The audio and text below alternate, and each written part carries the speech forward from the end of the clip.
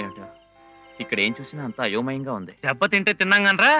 ఆ హోటల్లో ఏం మనుషులు, ఏం డ్రస్సులు, కళ్ళు జిగేలు జిగేలమంటే. అందరిలోనూ మనమే తీసుకట్టు, జిడ్డవుతా అమ్ముకునే వాళ్ళ. ఊరుకోరా, మనం ఒక రోజు అంత డబ్బు సంపాదిస్తాం. అప్పుడు సూటు బూటు హ్యాట్ వేసుకుని కారులో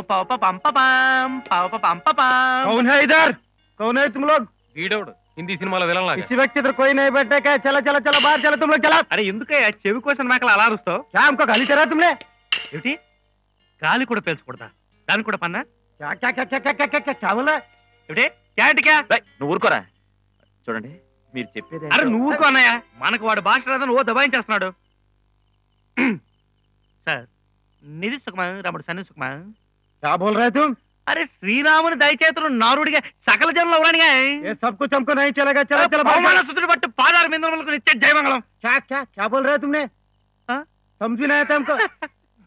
भाषा को ఎంతో మూఢమతే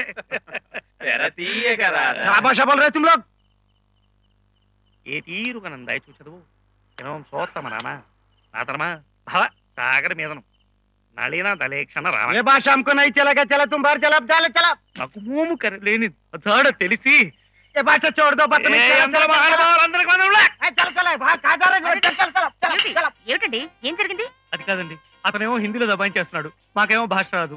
అవునండి, మేము దొంగలం దోపిడీదారులం కాదు, తెల్లారగానే వెళ్ళిపోతాం చెప్పండి. అంటే తెల్లవార్లు ఇక్కడే ఉంటారా? ఇంకేం చేయమంటారు చెప్పండి? ఖర్చులకి అన్నయ్య నిజం చెప్పేస్తున్నారా, ఖర్చులకి డబ్బులు లేవండి, ఉంటానికి చోట్లేదండి, అటు ఆకాశాన్ని నేలను నమ్ముకున్నామండి.